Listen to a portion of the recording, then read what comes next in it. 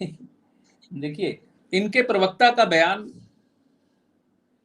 YouTube पे पड़ा हुआ आज फिर वायरल हुआ है, जहां इन्होंने कहा था कि हम घर घर सिंदूर बांटने जा रहे हैं। अब जिसने विरोध किया था उसको ये कहा जा रहा था कि तुमको शास्त्र नहीं मालूम है, तुमको शास्त्र की जानकारी नहीं है। माने कोई भी व्यक्ति सिंदूर देना शास्त्र की बात कहां से आ जाती है। और मैं एक प्रश्न यहाँ करना चाहता हूँ, आज मान लीजिए इसका ऑपरेशन सिंदूर नाम रखा गया था। अब जबकि कई खतरनाक अभियान ऐसे भी होते हैं जहां बड़े खतरनाक नाम रखे जाते हैं, जैसे कल को ऑपरेशन कोबरा नाम रख दिया जाए अगर सामने वाले पे दबाव डालने के लिए, कि कोबरा नाम सुनते ही लोग डर जाते हैं कि ऑपरेशन कोबरा होगा, तो क्या फिर एक एक कोबरा लेकर सबके घर में देने जाएंगे? इस तरीके से हाथ में कि लीजिए ये कोबरा लीजिए, हमने ये किया है। ये तो जायज बात नहीं दिखती ना। सेना ने कोई अभियान किया किसी नाम से, फिर उस नाम को लेकर घर घर प्रचार इस तरीके से करना। अब सेना को और मतलब हर चीज को राजनीतिक तौर पे इस्तेमाल करना कुछ बड़ा आंखों में चुभने लगा है। पहले हर चीज मास्टर स्ट्रोक लगती थी, अब डबल मास्टर स्ट्रोक लग रही है, मतलब रिवर्स मास्टर स्ट्रोक जिसको कहते हैं, कि बड़े कॉन्फिडेंस से एक गेंद सामने वाली दीवार में मारी और वो गेंद आके वापस अपने मुंह में लग गई धड़ाम से। ऐसी स्थिति। इस सिंदूर में यही हुआ। और अभी 2-3 दिन पहले इसी हफ्ते सिक्किम के 50 साल हो गए भारत में विलय के। अब सिक्किम तो युद्ध के द्वारा जीता नहीं गया था, लेकिन मोदी जी ने इस बात को सिक्किम में जाके ध्यान रखा कि मेरे मुंह से कहीं इंदिरा गांधी का नाम ना निकल जाए, क्योंकि ये तो पॉलिटिकल मोटिव था ना। पॉलिटिकल मोटिव से सिक्किम भारत में आया है। ये कोई सेना ने युद्ध थोड़ी जीता था वहां पर। लेकिन मोदी जी इतने केयरफुल थे कि इंदिरा गांधी का नाम नहीं आना चाहिए कहीं से गलती से। कि सिक्किम की आजादी के 50 साल हो गए। ये सिंदूर, ये सिक्किम और ये इंदिरा गांधी, मुझे लगता है कि कई लोग कहते हैं कि मोदी जी रात को 3 घंटे नहीं सोते हैं। मुझे लगता है सो नहीं पाते हैं शायद। 3 घंटे ना सोना तो एक मानसिक बीमारी का जो होता है सर। एक हेल्दी आदमी को भी 7-8 घंटे सोना चाहिए सर रात को तो। जी सर। प्लेनेट क्या कहते हैं इनके, क्या मतलब, क्या कुंडली क्या कहती है इनके माइंड में, कहां से सिंदूर आता है? सिंदूर ऑपरेशन, चलो सिंदूर ऑपरेशन तक ठीक था, पर आप सबकी मांगों में सिंदूर भरने चले जाओगे, ये क्या चक्कर क्या है सर? क्या असुर प्रवृत्ति क्या बीजेपी की सर ये? देखिए सर, मंगल की महादशा में इस वक्त बुध की अंतरदशा है उनकी। मंगल की महादशा में बुध की अंतरदशा है। वृश्चिक लग्न में बुध अष्टमेश होता है। मंगल चलित में बैठा हुआ द्वादश में, तो द्वादश का फल एक्टिवेट कर रहा है। इधर बुध अष्टमेश एक्टिवेट हुआ है, तो अष्टम और द्वादश का ये कॉम्बिनेशन आता है, तो उस वक्त बदनामी की स्थिति बनती है, और जो कि हो रही है इस वक्त।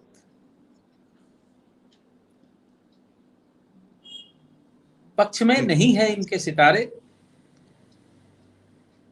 और क्या यहाँ कुछ कहने को है नहीं। बिल्कुल आंखों के सामने दिख रहा है, प्लानिटरी कंडीशन अच्छी नहीं है। और जब शनि का ढैया खत्म हुआ वृश्चिक राशि से और शनि पंचम में आया है, तो मैंने एक व्याख्या और की थी, वृश्चिक राशि वालों के जातकों की शनि का ढैया हटते ही या ये ना समझे कि वो बिल्कुल समस्या से बाहर आ जाएंगे, क्योंकि शनि यहाँ पंचम स्थान में बुद्धि स्थान पे आके बैठेगा। और पाप ग्रह का बुद्धि स्थान में आके बैठना, पाप ग्रह का सिंपल एग्जाम्पल है कि क्या फल हो सकता है।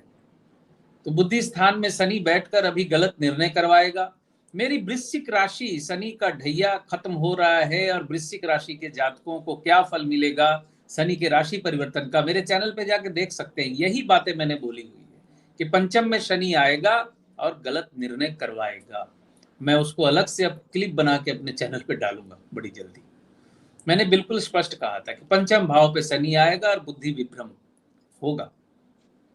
भारतवर्ष की कुंडली भी वृश्चिक राशि की है, वहां भी पंचम में ही शनि है।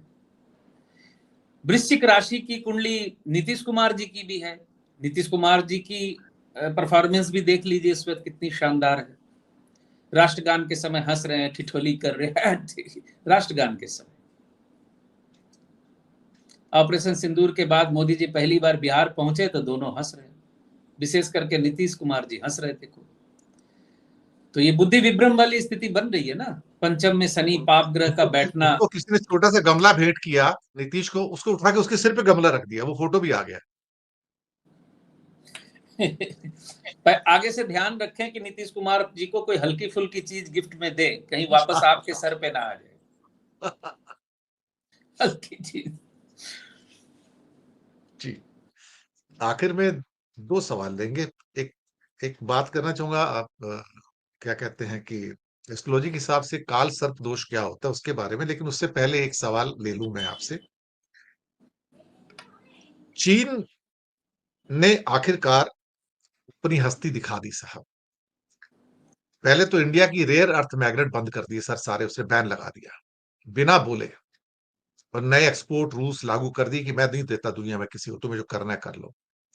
हमारी तो पूरी ऑटोमोबाइल इंडस्ट्री और बाकी सारे, वो पंजाबी कहते हैं ना, बढ़ गए अंदर। सर है ही नहीं तो प्रोडक्शन कहां से होगा? बजाज ऑटो के जो एग्जीक्यूटिव डायरेक्टर हैं वो कहते हैं जी मैक्सिमम 7-8 दिन का माल और है, उसके बाद तो खत्म हो जाएगा, और चाइना ने माल देने से मना कर दिया। अब ये भागे भागे दिल्ली गए तो वहां कम बचा हुआ है, प्राइम मिनिस्टर कुछ कर नहीं सकता। तो अब ये बेचारे खुद ही डेलीगेशन लेके उद्योग वाले ऑटोमोबाइल के, वो चाइना जा रहे हैं कि भाई वहां जाके उनसे बात करो, भाई साहब हमको रेयर अर्थ के मैग्नेट दे दो वरना हम तो मर जाएंगे, हमारी तो सारी ऑटोमोबाइल ही पूरा ठप हो जाएगा। ऑटोमोबाइल क्यों, सारी इंडस्ट्री इंडिया की ठप हो जाती है उससे, तो बिना रेयर अर्थ के आज की डेट में, और चाइना के अलावा कहीं अवेलेबल नहीं है।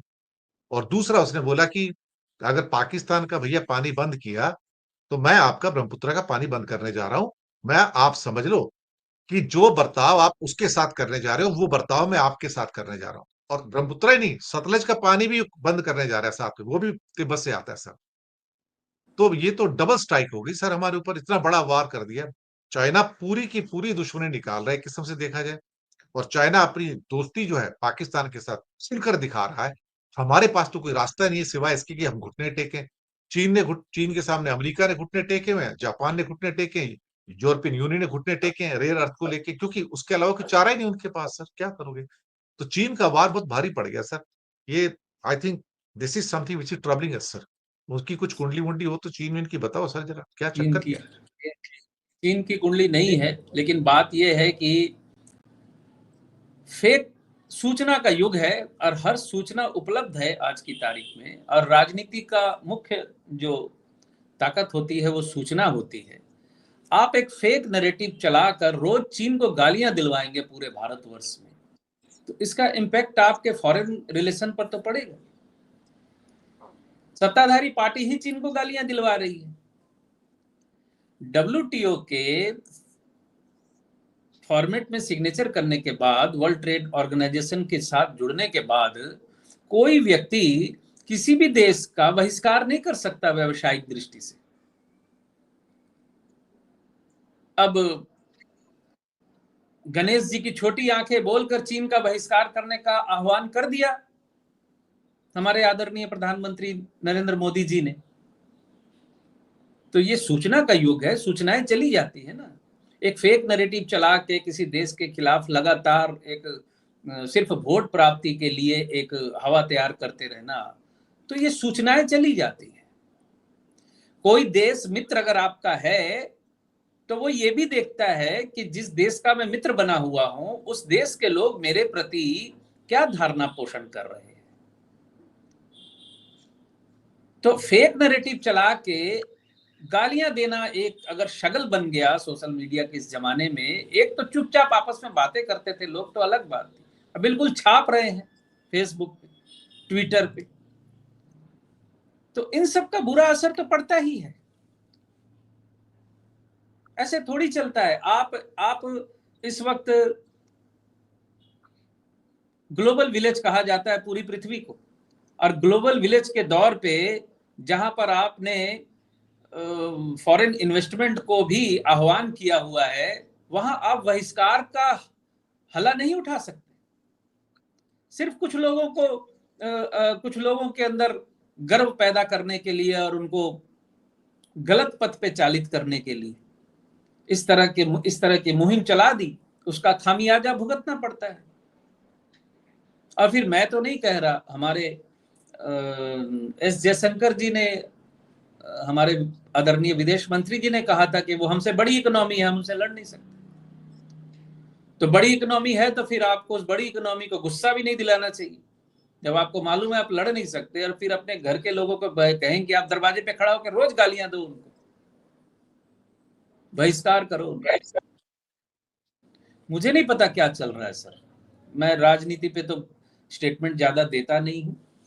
मैं ज्योतिषीय इशारे करता हूं, और इशारे जितने भी किए आज तक ऊपर वाले की कृपा है, एक भी इशारा मेरा गलत नहीं हुआ। ये आपने अच्छी